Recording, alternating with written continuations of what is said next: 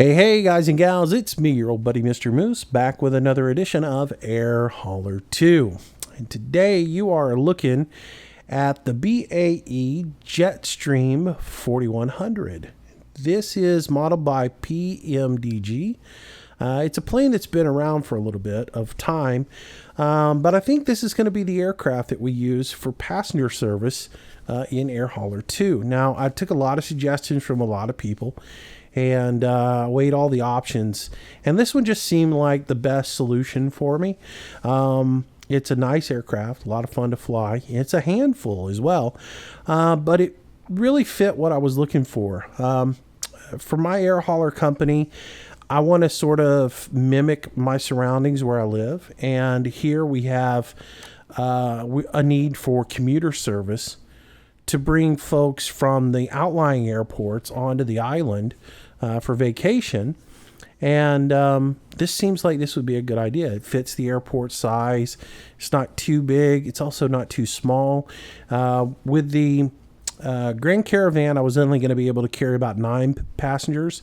With the Chieftain, I could only do like 5 to 7 passengers. That was way too small for me. I could have moved up to a Twin Otter or the Dornier DO228. Those would have given me about 18 passengers. Not a bad idea. I'm still thinking about using those planes. But this one was about right. This holds 30 passengers, 3 crew members, and is sized right, and it's turboprop. The next step up in this would be like a Dash 8 for me to get up to about 50 passengers. But I like the size of this plane. I think it will work. The Dash 8 probably would work for this airport, but for now, I'm going to stick with the JS41. So that's what we're going to be running today. Now, I'm not on my main account. I haven't purchased this for the master account. What I'm doing is I've got a test account set up because I want to play around with the whole passenger service and learn how to do it before I actually throw it into my master account. So the first thing I got to do is get checked out on the plane, and that's what we're going to do today. And I just thought I would take you guys along for the ride. So really cool little model. If you've never seen the JS41, it comes with a little handy dandy interactive slide here where you can do different things with the aircraft. If I pull it over here out of the way, you can see on the front when I click on the nose cone, it's going to add chocks down to the ground of it. Well, if I take the plane off of pause, it's going to add ground chocks on, or wheel chocks. If I click right here, it adds your pitot covers in. If I click on the red here, it's going to add in your engine covers. If I click on the stairwell, of course, that's going to open up the front door. As you see, there's some passengers on the inside of it. We can move this out of the way. And we've got the cones out marking the outside of the plane. You can open up the baggage area in the back. The baggage compartment opens up. Let's come back over here so you can see that. Let's see what else. It does have a GPU. If we come around the plane, let's go to the other side of it. There we go. To the other side, you see another baggage pod access area. And then we can actually open up the emergency exit here on the back, which would give you access for catering at the airport. There you go. And then you've got a GPU, so you can do ground power to the plane, which is very, very nice to be able to have the ground power. And then finally, if we come back over to the other side here on the front look, and we pull it back up, you even can model in a little baggage cart coming over. So you see that there.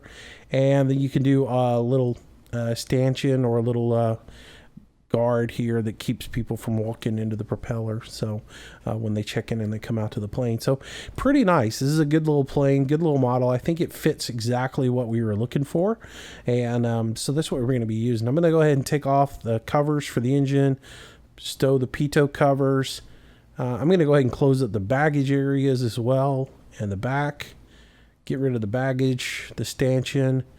Go ahead and get rid of the marker cones and get ready for to actually fly the plane out. So we'll go ahead and close up the front, and we'll jump on into the pilot seat and see what we got on the inside.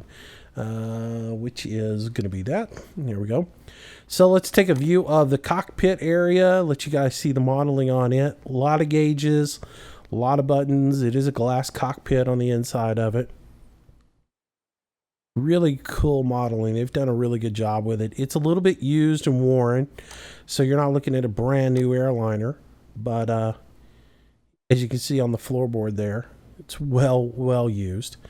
And then you come up here to the top, center console up top with all your power and everything else. Fuse panels, access out to the back. Pretty nice little plane. All right, so we're going to go ahead and take this from the beginning. Now, I've only had the plane a couple of days. I've read through the manuals.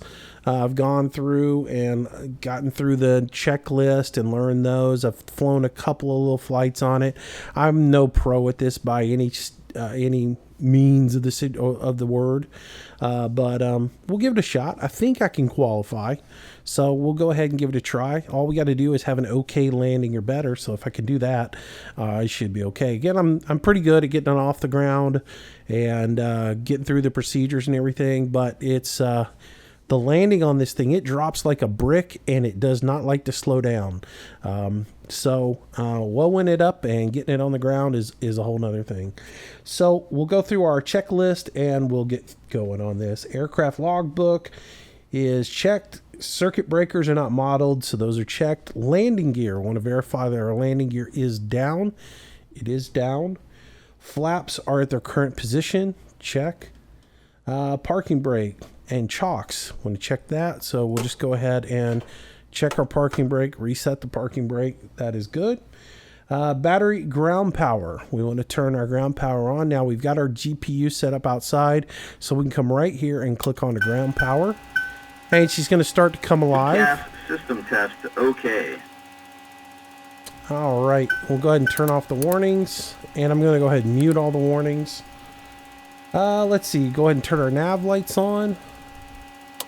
Now, if we were doing nighttime operations, we'd flip it down, which is nav lights and tail flood, but we're doing daytime operations. We'll just flip it up for nav lights, and we'll have that running. Trims centered, so we want to make sure that our elevators are trimmed. Centered on everything, rudder, elevators, everything is trimmed up. Gear pins are stowed, so that is good. So that is our acceptance check, and we're done. Now we do our cockpit preparations. Aircraft documentation is checked. Emergency equipment check. Winterization kit check. Gear pins are stowed. Windshield is clear and undamaged. Seats and rudder pedals are adjusted. The crew oxygen, we got to check that, which is right down here, and we can see that we've got about 1,700 pounds there, so we are check on that. Audio panel and oxygen mask. Oxygen mask is right here. Audio panel is here. Just go ahead and make sure it is all set up. Now it's lightly modeled in. It's not really detailed in, or there's not all of it working. VHF1, VHF2 works, NAV1, 2, ADF and works, as well as the DME. The rest of this stuff doesn't really work. So let me make sure that that's turned off, and that's turned off because I hate hearing the nav beacons blast in my ear when they go off. CVR test, that is not modeled, so I don't have to worry about that. Overhead panel is good. Everything is good for now. Spoiler switch, which is here. Check, that is off. That's going to move us over to the autopilot trim power switch, which is here. We want that on. Power reserve, or the APR, which is right here, is off. That is, it gives you a little boost if you've got the icing system turned on in the plane. It gives you a little boost of power to help you out with that, to overcome it. But we are not going to really use icing, so we're really never going to have a need for APR on takeoff. We will activate it on landing just in case you need that little boost of power for a missed approach. Let's see, where else are we at? Power reserve, that's good. EIS gauges right here, they look good. They are on. Standby instrument power is checked. Let's see, we can do that over here. In the co-pilot seat, there's a little flap we can flip up. And standby power, check. All right. Radar is off. The radar is not actually modeled in this plane, so it really doesn't matter. It would be right here, but PMDG didn't actually model that in because they said they couldn't get it to work. So it doesn't actually work, and it's not a part of the system. So, all right. Anyways, roll and pitch disconnects. Make sure those are pushed all the way in. Those are these right here. Make sure they're pushed all the way in. Let's see, pressurization checked. We're at we're gonna leave it on auto, and then we can take it on down if we wanted to. I don't really mess with it that much because, well, we're at 10 feet over sea level at this particular airport, so I just leave it at 30 and it's fine. Let's see. Pressurization, hydraulics. This is our hydraulics. Everything's good here. Everything checks out good. The only thing I'm going to do is I'm going to go ahead and flip the anti-skid on because I do need that on, but it's nowhere in the checklist, so I go ahead and throw it on when I do the hydraulics. Air conditioning panel is checked. That is here. I need to go ahead and roll the flows to 0 because we don't have any flow until the engine gets started. So we'll roll those out. Power levers, full and free. We'll go ahead and check those real quick. Make sure the power levers are full and free. So that one goes all the way up. That one's all the way up. Let's center those back up. Next is the conditioning levers. Make sure they're full and free. We'll go ahead and move those all the way forward and all the way backwards. Condition levers flight. Condition levers taxi. And they're good. Parking brake is on.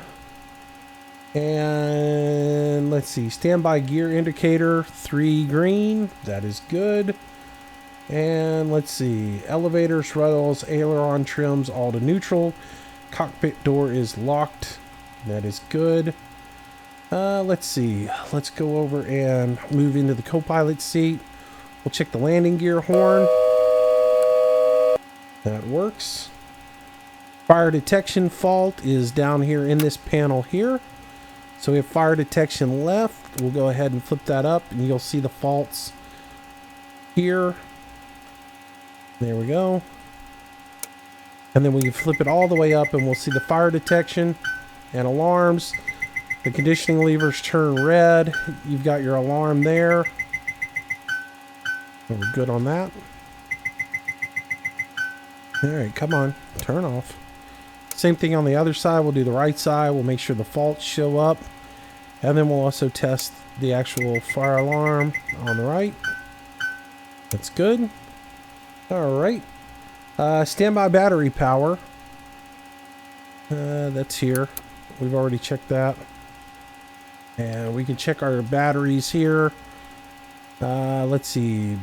Battery on. And we can check our battery power here. 25.3 on the left. 25.3 on the right. All right. Let's see. FMS. That's fine. Passenger oxygen is checked. Hydraulic quantity is checked. Cargo smoke light. That's for the lavatory and the cargo. We need to go over here once again and check that out. This is the smoke detection, and that should put up a little right there warning on there. All right. Let's see, caps. Let's go ahead and check our cap panel. All of them light up, and we'll go ahead and check our comb lights as well. Everything is good. All the lights are good. Let's see, combing panel, overhead detection fault, smoke test is done, autopilot electric trim checked. Yep, we're good. All right. let's go ahead and move forward. We are ready to go ahead and let's see, get ready to start this thing up. We'll go ahead, external check. Everything is good on the outside except for the engines. If we go and look at the engines on the front view of this, I'm going to take you and look out this way. The feathering on the engines has got to be a certain way. Otherwise, you'll burn the engines up on start. And they are not right now. If we come outside, and you can hear the GPU running, which is actually pretty cool. If you look at the way the propellers are right now, this is a direct drive prop on this. And then the propellers themselves are geared. If you look at the pitch on these, they're actually full, so they put up a lot of resistance on start. You actually have to feather these so they're straight and they don't offer any resistance on start. Otherwise, you'll burn your engine up. So with that said, we need to feather those out. And to do it on this particular model, this is not really something you would normally do. But this button here, is if you were in flight and you were moving along, you needed to restart the engine and you needed to feather the prop, you could use it with these buttons, and we're going to use those to do it on the ground. So we'll unlock the props.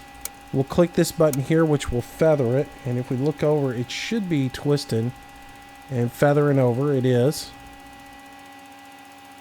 And then once that is completely feathered over, all right, we can come back to the center console here. We'll pull the main power lever all the way into reverse. We'll return it back up to idle power, and then we'll lock this button back into place. We'll do the same thing for the right side. So we'll unlock it. We'll feather the right side. Come over here and check to make sure that it is actually feathering. And they will twist out and feather. That is good. Once that is done, again, we'll lower the main power all the way down, return the ply up, and then we'll lock that button back in. So that will get us with our engines ready. Pressurization again is set. Cabin signs need to be turned on, so we'll come up here to the top and we will set both of those turned on. Let's see, oxygen has been checked. Cargo smoke has been tested. Parking brake is on. Clearance brief complete. FMS and radios need to be set. All right, so set our radios up real quick. We are going to be cruising around this airport, which is 110.7 as always. So 110.7 for the ILS. So I'll go ahead and set that in here real quick. And I'll set that on both radios. And this is pretty cool. Your radios and your transponder are all on this one panel here. So once you get your radio set, we'll drill in just a little bit for this. Let you guys see it. So it's a little Honeywell system. You got your comms 1, nav 1. Your transponder code is set in here. And then you can switch it to off, active, or standby. Just going to leave it off because we're not going to be using that today. But that's pretty cool. Alright, so radios are set. I'm not going to be doing anything with the FMC today just because we're not doing any sort of flight plan. If I wanted to use the FMC, I could bring it up, power it on. It goes through a self-test, and then you have to actually designate what airport you're at. Once it does the self-test, you go through 3 times hitting enter, and it will verify where it's at and verify the location of the plane. Which, again, we don't need to do any of that because we're not actually going to be flying on the FMC. So I'm going to go ahead and turn it off because I don't need it for this particular flight. Because really we're just going to go up in the air, we're going to roll around a little bit and do our thing. So I'm going to go ahead and preset some things as far as the flight goes. I'm going to go ahead and preset our altitude. We're going to climb up probably around 4,000 feet. I'm going to set it to about 4,000. Who knows what altitude they'll actually give us for the flight check, but I'll set up for 4. It's a good safe altitude to climb to. That's where we'll climb up to. And I'll go ahead and preset my vertical speed on this for maybe 1,500 feet per minute. That's a good safe climb. And what else do I want to do? I'll go ahead and preset my my arming for altitude select. I'm going to go ahead and set my heading bug up for 090 because that's what we're going to take off on our runway heading. And I don't know if I'll hand fly this or do it off the autopilot. This is one of those planes that you're going to fly on autopilot most of the time, especially with passengers on board. So I'm thinking that's probably the way I would fly the test anyways. What else do I need to do? I need to set up my speed indicators for this particular plane as well before we get into starting everything up. Over here we have a worksheet, a weight and balance worksheet. And what we need to do, this tells us about passengers that are on board. This is a really cool little feature that's added into the plane. It shows the number of passengers you have in each row. Those are then divided up for the sections that they are on, so you can figure out your takeoff indexes. ACM in the jump seat, that's if you have another crew member in. Duration of flight, which we're not going to be flying, but about 45 minutes, so we can adjust that to like 0.7. Over here is just your different weights. Again, carry out options enclosed. Each of these is like 10 pounds or something if you put a carry-on in here. And all that transfers over to the closet numbers here automatically. I'm not going to really put any carry-ons on. I am going to have passengers on this, so it's a heavy flight. Because I figure if I'm going to be hauling passengers, I might as well take my test flight with passengers on board. So we'll say they're dummies, all right? But we do need to go ahead and adjust a couple of these numbers. This is aft. This is your the aft cargo pod that has baggage in it, as well as your cargo pod underneath it has baggage in it. Then the closet weight, which is determined by the number of carry-ons you put in here. The ZFW is an automatically figured. You can't change that. You also can't change the BOW here, but you can change your fuel, and you have to adjust your fuel. Now I've loaded 2,000 pounds of fuel on here, but you put in your fuel minus your taxi.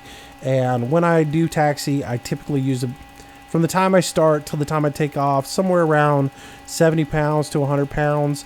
If you're at a bigger airport, you probably use about 200 pounds. Sometimes I only use about 50 pounds, but I'm going to go ahead and calculate this for 1,900 pounds of fuel. It really won't matter that much if we're 50 pounds heavier, because this gives us our base takeoff weight of 21,038 pounds. If I only burn off 50 pounds, it's going to push us up to 21,080 something pounds. Well, you're going to round this number up anyways to the nearest 500. So in this case, we're going to round up to 21,500 pounds, and that's going to give us our numbers for our takeoff weight that we need to calculate what speeds we're going to take off at. And to do that, we're going to come over here, and there's a speed card here for us. And if we zoom into the speed card, what we do is we look at the bottom. It'll tell us what our takeoff weight is, and we have 21,500 is what we're looking for. When we come up at the top, it gives us our takeoff weight. It gives us our flaps that we use, our V1, our rotation, our V2, so forth and so on. If we were in icing conditions, we would use these figures here. If we come down, we can get our landing information here. You get your adjustment tables here for what elevation you're at, as well as what the temperature is. We're at sea level, and it's like, you know, a nice sunny day, so we don't have to make any adjustments here.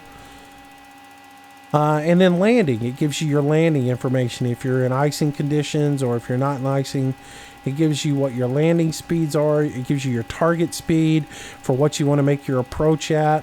Your VREF is what when you cross over the threshold or cross over the beam. And touchdown, you want to try to touch down at 111, and then your V2 and your breakout in case you have a missed approach. So it gives you all the information right here on your speed card. So we want to set up for flaps 9, 109 for our V1 and rotation speed, our V2 114, and then finally 129. So to do that, we're going to come up here to our IAS num, and we want to adjust our indicated airspeeds. Over here we have 4 little adjustments that we can make. We're on the magenta right now, and again we need to adjust that to 109. So we'll just use the wheel here and scroll up to 109. Then we'll click on it and adjust to the cyan, which is our rotation speed. We'll adjust that to 109 as well. Then we're going for, what were our last 2 numbers? 114 and 129. So 114.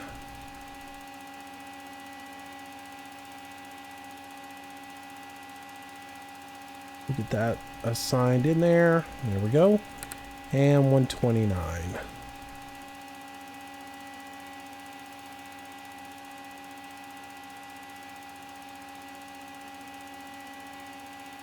All right, and then the book suggests, or the manual suggests, that once you have everything plugged in, you click twice and turn the top up here, which is indicating what you're setting.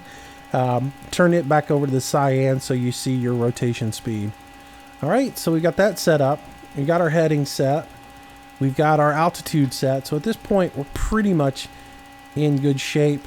I'm going to go ahead and make sure that I turn off the mute on our caps.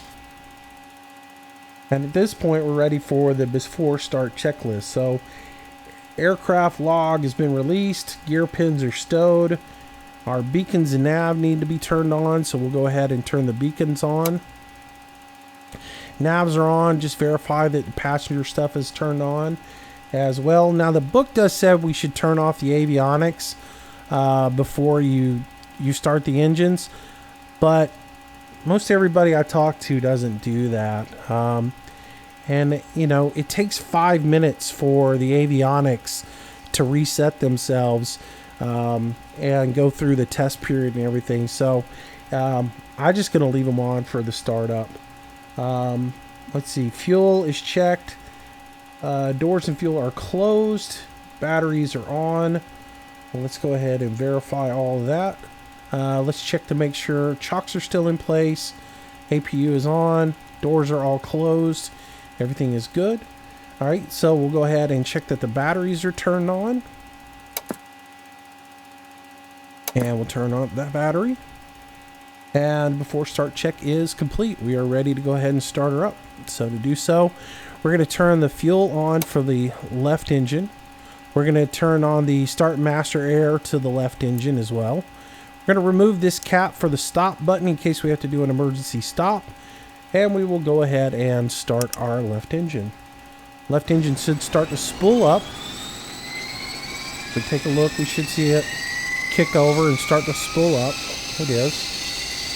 And we want to go ahead and watch our EG temperatures as they come up here on our engine temperatures, and make sure that we don't spike up over 770 degrees. If we do, we need to shut down the startup because we don't want to blow the engine up. And you can blow the engine up on this particular model, and it's not something you want to do with a plane full of passengers, right? All right, so that particular engine is spooled up and is stabilizing. And with that done, we can go ahead and turn the generator on that engine. And we can disconnect our ground power. We can move the ground power out of the way because you don't want it sitting there when you start up that right side engine. So that is good. And we can go ahead and start procedures on the right side engine. So we'll turn the fuel on to the right side engine. We'll select the master air over to the right side engine, and we'll go ahead and spool it up.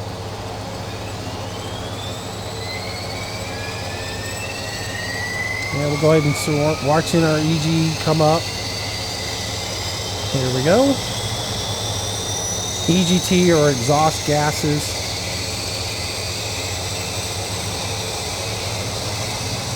about 690 on a good cool motor, good cool engine. And then as the RPMs get up to about 60, that'll start to fall over. And engine 2 is started. Now we can go ahead and turn the generator on for that. We can go ahead and close our stop cap. We can go ahead and shut off the fuel pumps. And we can do our after start checklist. Emergency lights should be armed at this time. Spoilers should be armed as well, so we'll go ahead and arm those. APR, if we needed it, we would turn it on. We are not going to do that. Ice protection, we're not going to be using ice protection, but we do have the windshield and the data turned on. But that's the only thing that we're going to turn on. I'm not going to use any of the other anti-ice. Those honestly should have been turned off. Have been turned on at this point. Alright, so our after start checklist is complete. We do need to check the stall system, so we'll go ahead and do that. We'll come over here to the pilot's co-pilot, open up our box again, check our stall. Left side, stall right. That's good to go. And we'll go ahead and put our speed cards away. And now we're done with the after start check. So at this point, we got everything started up, everything's running. We should be pretty good. Most everything should be in the clear over here. I'm going to go ahead and add some air in at this point now that the engines are up and running. I'll turn my flows on to 5. And we'll go through our taxi checklist and be ready to get going. For our taxi checklist, we have to turn off the start lock, which is what we set the engine up for so that the props are feathered. To turn the start lock off, we're going to bring both of these power levers down to reverse. Bring the second one down. Once he says that, we can go ahead and return them back to flight idle. We're going to go ahead and set our flaps now to 9. And check the indicator on that to make sure that they actually did make it over to 9, which is right here.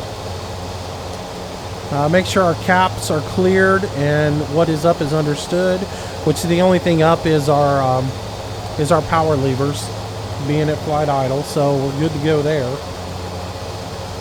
Instrumentation, everything is checked, everything is good. Everything's in the green as far as the engines go. I am going to go ahead and this has a torque limiter on it, and I am going to crank that back to 98% just because I don't want to run full torque and blow the engine up. Alright. Takeoff data set. Takeoff brief is complete. Flight attendants are advised because we don't have one on this flight, but that's okay. So our taxi check is done. So at this point, we can go ahead and get this thing moving and make our way out. So let's go ahead and I'm going to once over real quick to make sure I got everything good. Again, I am still really new to this plane, so I'm going to double check everything to make sure I got everything right. But it looks good. I need to go ahead and remove the chocks from the wheels so that we can get rolling. Close that out. Emergency parking brake is off. So at this point, we give it a little bit of forward thrust, and we should be able to wheel her on around. I think this is a small enough plane that I could go ahead and still spin it around here at the local airport as long as it was parked in the right place. But now I will probably install my ground effects package, GSX, so that I'll have a ground crew later on to start doing things like pushback at some of the bigger airports when we start doing passenger service. But for now, I'm just going to spin her around on her own. Alright, so we'll take a nice short little taxi over here. to the runway, and we'll get ready to fly out of here and actually do our flight test. So I hope you guys enjoy going through the checklist. Again, if I missed something or got something out of place, it's just because I'm really new to this, and I'm just going by the procedures that are published for the plane. Some of them aren't absolutely 100% clear, which somewhere it should have stated that I needed to turn on the taxi lights and the strobes, but it didn't. So, alright. And I just realized I didn't have them on, so alright, coming up to the line here, we'll go ahead and stop, put our parking brake on, and we'll do our before takeoff checklist or departure checklist. Flight controls are free and clear. We'll do our takeoff test to make sure that everything is set. There's a button over here on the panel that you can press, and it will let you know if you have any faults. Now the fault I'm getting is because I have the parking brake turned on, but at this point everything is set for takeoff to let me know that everything is ready. The only thing I don't like about that is it doesn't include the conditioning levers, which need to be up, but that's okay. At this point I would turn the transponder on if I was going to run the transponder. I'm not going to for this. I would set my ignition up if I was flying out. I would set the ignition. If I was on a contaminated runway or I was using the icing system, I would set the ignition to continuous. I don't need that. Flows, I need to turn those down to 3 for takeoff. So we'll turn our airflow down to 3. And we need to set our conditioning levers to flight. Condition levers flight. And at this point, that'll spool the engine up. The condition levers adjust the RPM, and the main power adjusts your torque on the engine. So at this point, we are ready for takeoff. We'll go ahead and turn our landing lights on. Here we go. And I'll turn my taxi lights off. And we should be good to go. So let's approach the runway, line her up, and then we'll get going.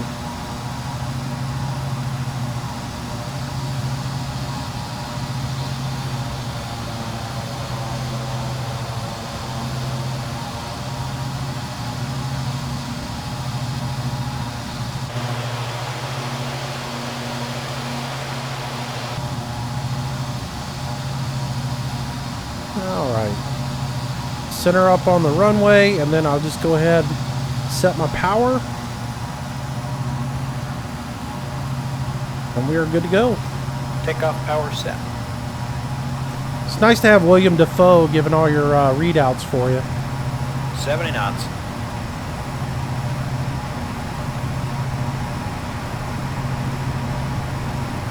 V1, rotate.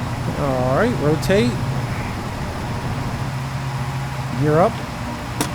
Positive rate of climb. Gear up. Flaps up. Flaps up.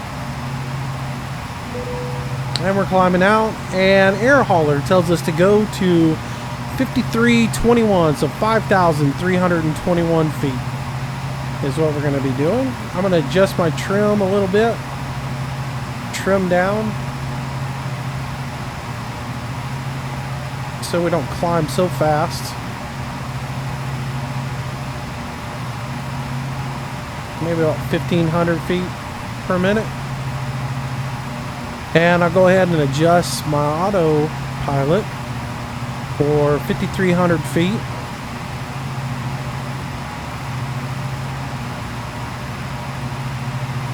All right. Come back to the left a little bit.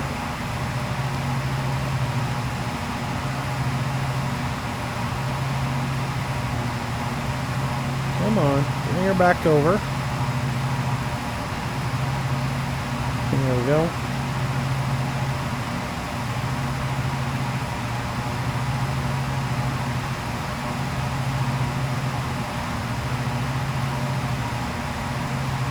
And we'll come up to 5,300.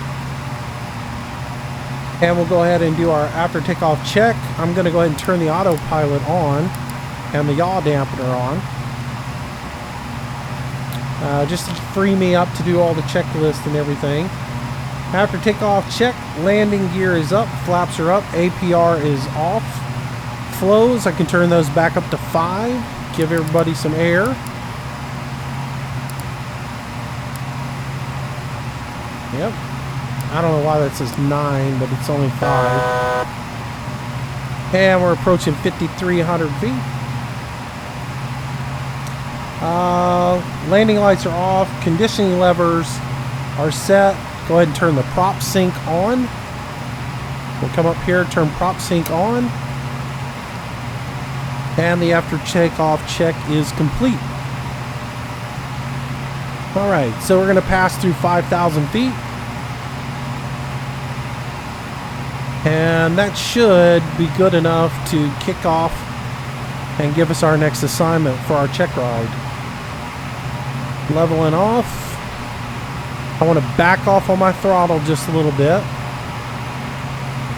This thing will zoom up to about 250 knots for maximum operating speed. I usually run it around 210, 215. So 5,300 is not going to get us. So I'm going to go ahead and bring it up to 54. And just climb her up ever so slightly. And that'll get us up to our 5321 right here. Bing. There we go. Turn to a heading of 298 and level out at 2321. Alright, so we need to come back around to the left here and go to a heading of 298 or 298. And we'll bring her back around. NAS Pensacola right there in front of us.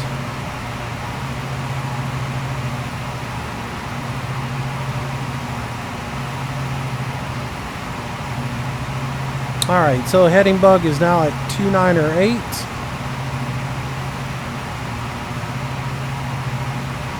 Or now it's actually 298. Now we need to level off at 5,300. So I'm just going to bring that down. Again, reset my vertical speed indicator. And I'll come down here and have it decreased now at a slow rate of descent. The only bummer I have about this plane is I of course am flying on FSX for Steam, and when I installed this I didn't realize this plane is not supported by or does not support FSX Steam, and so you have to do a little bit of finagling to get it installed, and once you get it installed and up and running it will work, but the indicated airspeed doesn't work on it, which is a bummer because I really like that feature. Alright, go to a heading now of 343. So we'll go right to 343. Oops. 345, 344, 343. And we will set our altitude for, what is that, 5821? Or is that 5,021? 5,021. So we're going to crank our altitude to 5,000 feet.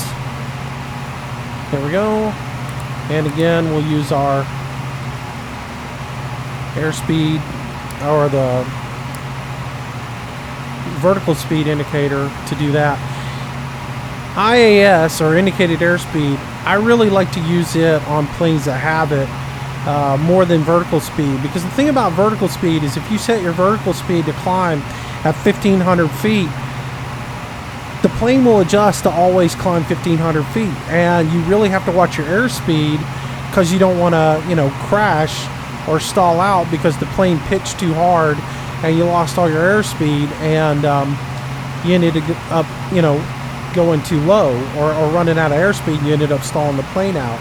Whereas with indicated airspeed, you can set that up and say, climb, but pitch always to maintain this airspeed. And that's much nicer because you can say, okay, I want to climb out at 170 knots, set up indicated airspeed, set up your altitude, and then the plane will always keep out airplane at 170. It will just adjust its climb rate to maintain that airspeed. I like that so much more. All right, heading a 020 this time.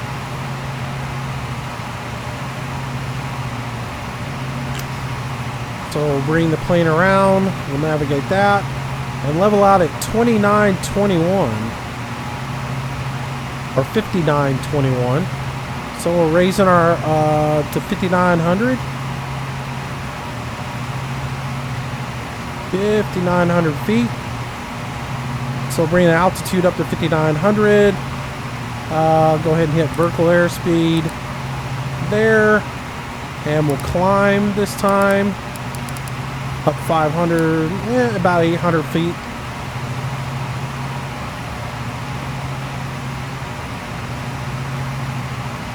After this one, we should get to go okay to head back to base. And head back to our home airfield for our landing.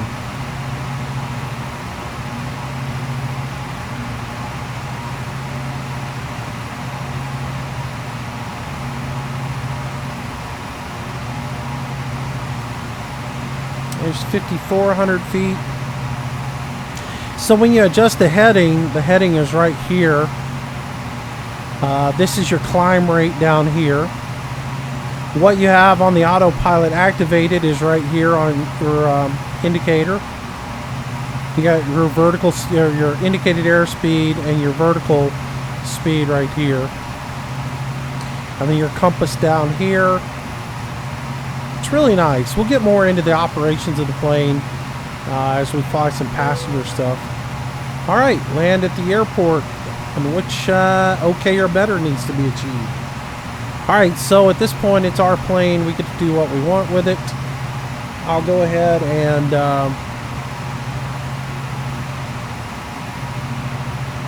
slow her down just a little bit. And we will spin around and head out to the coast a little bit. So let's take us back towards the water. Take a look at our GPS and see where we're at. Pull the range out a little bit. I think we're just south of NAS Pensacola.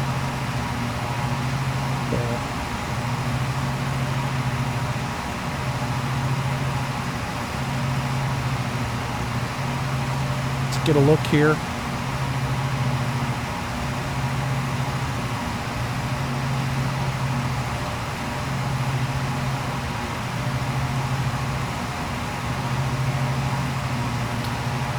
Yeah, alright, so I'm going to spin her around and head out to the water a little bit. And then we'll bring her in. So let's head to a heading of about 180.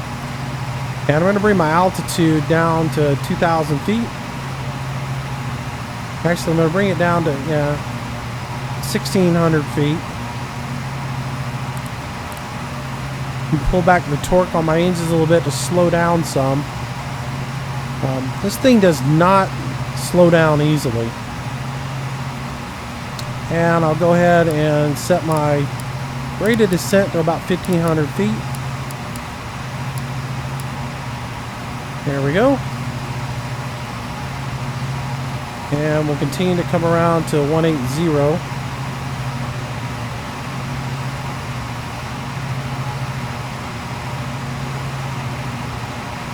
Make our way back out to the coast, and then we'll turn and set up for our approach.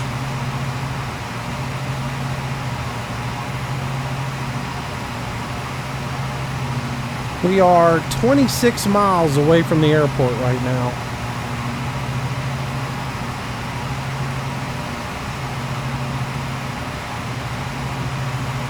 Because the DME right here is set up and it's showing me 26.4 nautical miles from KJKA.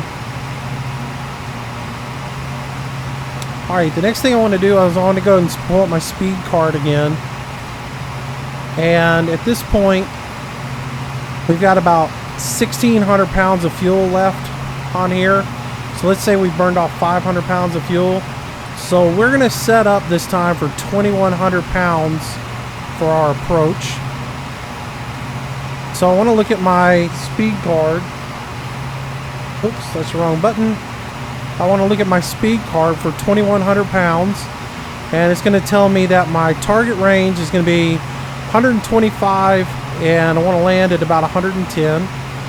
So again, I'm going to go up here to my indicated airspeed, go to the magenta, and set it for 125.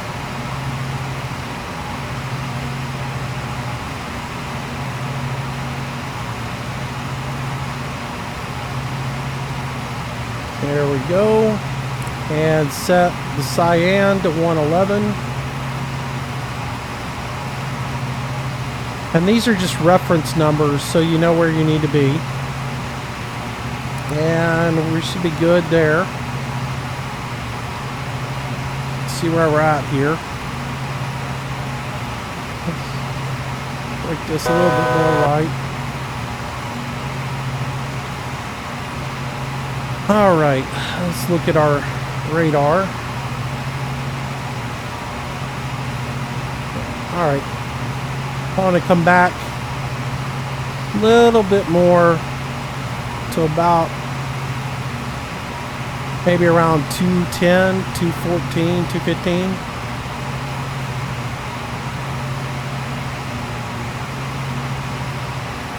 Really what I want to do is travel right to about this area here. Well, he flew us way out there. That's good. All right, so we're headed in. Let's make sure our course heading is selected for 270. That is. So we're headed back towards the airport a little bit. And we'll start slowing down here so we can get within a good tolerance for landing. And I'll go ahead and get the rest of my speed cards programmed in. We're going for V2 213 or 113 and then 128. Alright, so 113 on this and 128 on that. Alright. So we want to approach at about 125 knots with our flaps fully extended.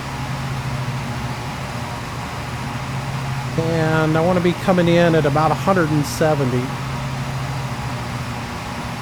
which is looking pretty good right now. I always look for these two condos when or sets of condos when I'm coming in. That gives me my reference for where I'm at. We're 16.5 nautical miles out. And we'll go through our descent and approach check. Altimeters are set. Pressurization is set. Spoilers are still armed. Fuel is balanced. APR, we'll go ahead and turn that on. Icing, we don't need. Landing data set. Arrival brief, approach brief is checked. So that part is good.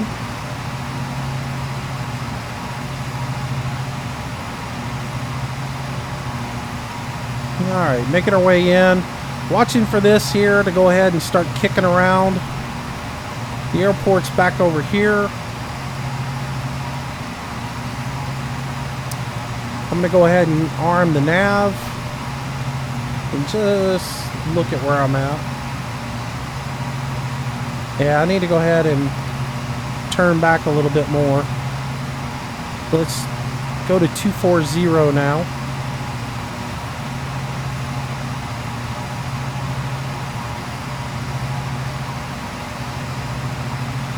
Or 235 is fine.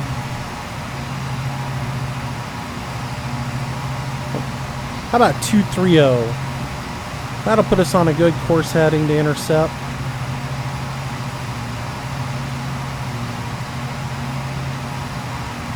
I intercept usually right around in this area. So.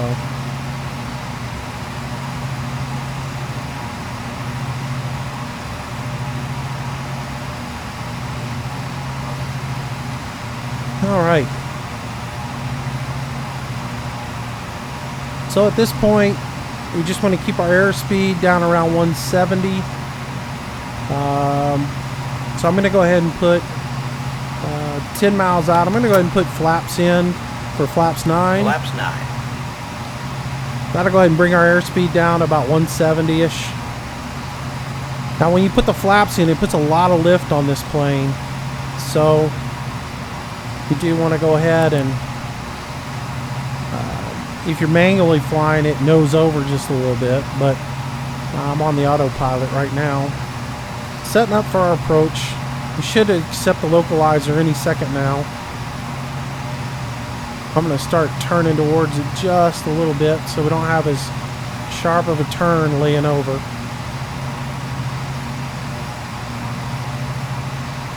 And I'm going to go ahead and put gear down. It's going to slow us down a bit more. So we're about 8 miles out now from the airport. Alright, locked on the localizer. That'll make our turn. We're still well under the glide slope.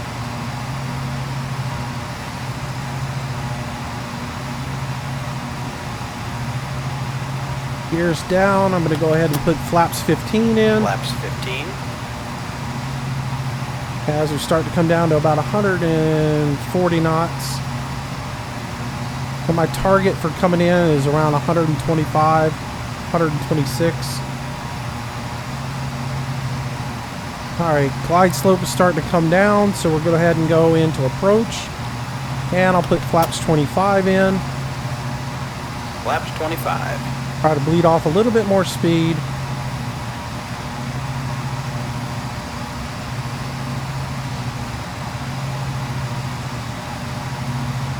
And we're good. Landing gear is down. Flaps are ready.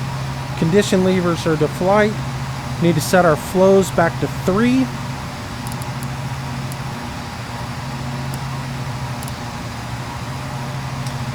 Alright. Actually, with the APR on, I'm going to follow the checklist. Flight attendants advise we are good. And we are on the glide slope. Making our way in. Now I really just have to watch the speed. Get my airspeed down. I'm pretty much going to cut my throttle way back. The engines never go all the way down to like 0. They usually go about 20%. Because you have to keep the propellers on this thing, with it being a direct drive shaft, they have to keep spooling the whole time.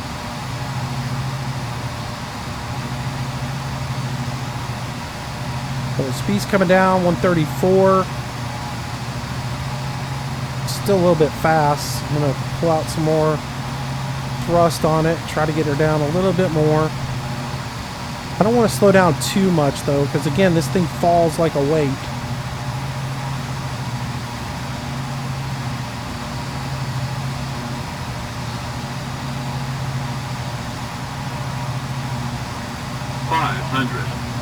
Alright, we're at 120. I'm going to add a little bit of power into it.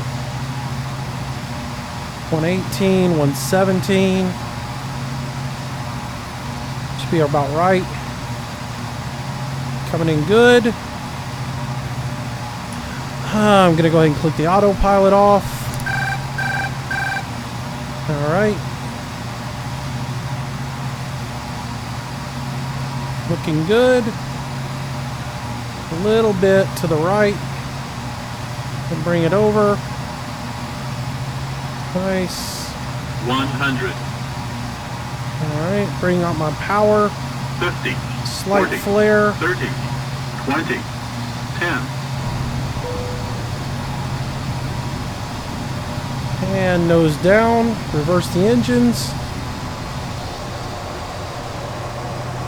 I'm going to miss that out. That's alright. I floated it just a little bit. 70 knots.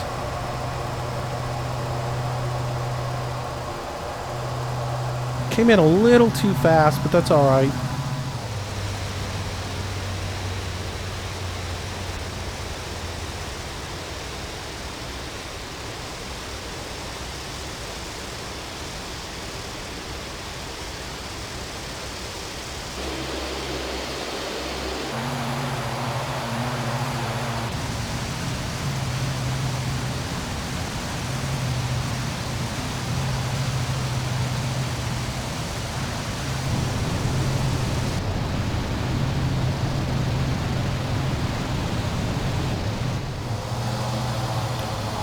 Alright, so we are down on the ground.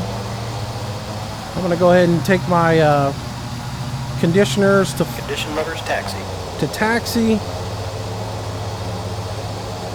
I can go ahead and turn the spoilers off. Turn our landing lights off. Turn those on. Turn the strobes off. And we are down, and I believe the landing was okay. It was a little nose high. I flared a little late. I've been floating the runway on so many of my approaches on every aircraft. I'm trying not to flare as early as I've been. And that time I flared a little late. But I think we got it done. So we used the whole runway here. Doesn't matter. The more I fly, the better I'll get the landings, and I can hit that second out. I actually did a little flight to New Orleans in this as a test run to see if I had all the procedures down. And having more time to adjust everything really helps out a lot. So that one I did much better on. Alright, so after landing check, spoilers are off, flaps are up, or raise them up. Transponder goes to standby. We would go ahead and turn our landing lights off, and then we make our way to the terminal. So let's go ahead and get on over there. Put your condition levers to taxi.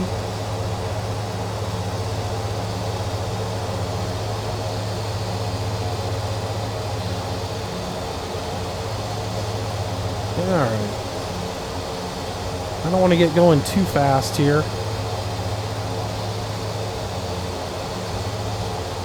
Alright, so let's bring her around.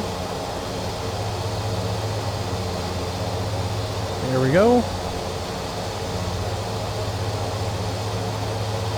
Yeah, so the check ride cost on this particular plane is like $3,500. So that comes right out of your balance.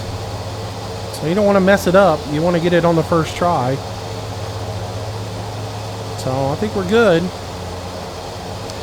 As long as we didn't overspeed or bank too much, I think we got everything good. We'll bring her in and park her. Here we go. Bring her on up a little bit. I have a hard time gauging where the wheels need to be on this. I just kind of right about there, I think. Alright, so let's go ahead and set our parking brake. Now the shutdown on this one is an interesting one. When you shut the engines down, you have to immediately, after you shut the engines down, put the power levers into full reverse. As the propellers wind down under 50 RPM, they will lock themselves in for the start lock. And if you don't do that, then you have to go through the whole feathering process that I did a minute ago. So go ahead and start your, and you have to stop the engines from the protected stop here. Don't do it from the conditioning levers. So you go ahead and just hit both the stops and go ahead and lock the thrust levers into full reverse, which I did. And when the engine's off, you see we passed our flight test. Haha! Good, good, good. That's good to know. All right, so let's get that off the screen. Hello, get off the screen. There we go. It's off the screen. I can go ahead now that the engine is stopped. I can return that to for taxi or to ground idle. And pretty much the rest of it is just set the plane back to neutral. We'll shut everything off. We'll get rid of that alarm there. Make sure that that is set. We'll go ahead and put our wheel chocks in so we can come back to here, put our chocks in. Get rid of that. We can go spoilers. We turned those off a minute ago, right? Yeah, we turned them off. Then we can come up here now and we can turn off all the rest of the stuff on our panel. Turn the icing off. All of that is off. Go ahead and turn all our lights off. These should be off. Yep. Passenger lights can be turned off. Emergency lights can be turned off. We can turn off all of the avionics. And then we could turn off the generators. Turn off our voltage and take the batteries off. That's good. The only thing that we didn't do was turn off the prop sync, and I didn't see that. You turn it on, but I don't see it anywhere where you turn it off in the any of the checks. So I guess you don't turn it off. I thought you turned it off on approach. I'll have to go back and look. Maybe I missed something, but I think you are supposed to turn that off on approach. The other thing, go ahead and turn your flows off. And what I would normally do is if I was flying into an airport that I was going to fly back out of, at this point I would save the plane in its current state so it would be ready to go for turnaround for the flight out. So thanks for watching, guys. I hope you enjoyed it, and a look at our JS41. Let me know what you think of the plane, and hopefully we'll do some flights in it here in the coming weeks. So thanks for watching. Hope you enjoyed it. I will see you later. Bye-bye, guys.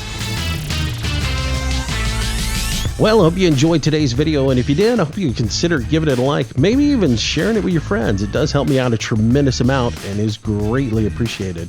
Also, leave some comments down below. That's really the only way I can gauge if you guys are enjoying what's being put out. Be sure to subscribe to the channel if you want daily notifications. I try to do a new video each and every day. Also, if you want to stay in touch with me and find out what's going on, our social links are down in the bottom left-hand corner. Twitter is where I usually announce schedule changes, live streams, and new video releases. Facebook's a great way to get in touch with me if you have any questions to ask. And of course, I am trying to get to 1,000 followers on Google+, which I know I'll probably be old and gray before that happens. But if you can jump over there and follow me, it would be super awesome. So if you like today's video, there's a whole lot more content on the channel. I hope you'll browse through it, find something to keep yourself entertained until the next video or live stream. Speaking of live streams, I try to do them nightly around 6 p.m. Central Standard Time. Until the next time, thanks again for watching. See you soon.